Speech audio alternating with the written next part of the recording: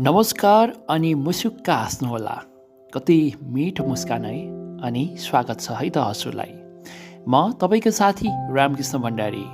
अवश्य पनि तपाईँलाई कथा मन पर्छ नै हो, तपाईँको लागि भनेर एउटा मिठो कथा लिएर आएको छु। यो कथाको नाम रहेको छ घमण्डी कछुवा, जुन कथा आमाको माया किताबबाट लिएको हो। अब साथी, कथा सुरु गरौँ है त।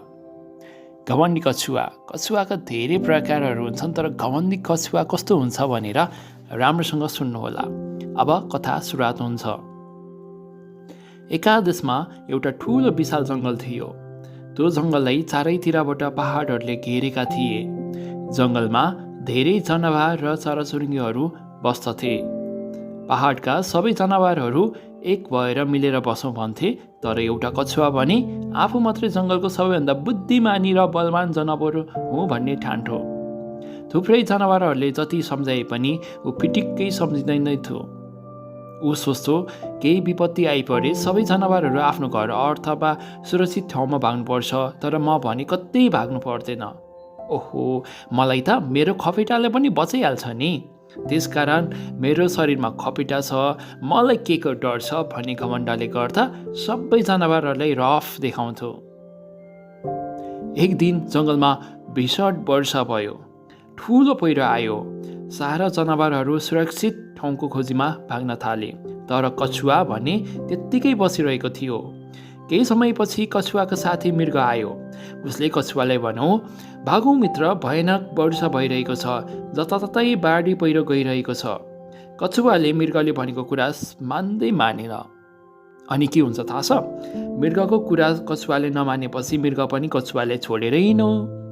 डाँडाबाट ढुङ्गा खस्न र पानी पर्न थालेपछि कछुवाले आफ्नो टाउको खपेटीभित्र लुकायो। 1 घन्टापछि मात्रै पहिरो रोकियो। पानी भने परिरहेको थियो।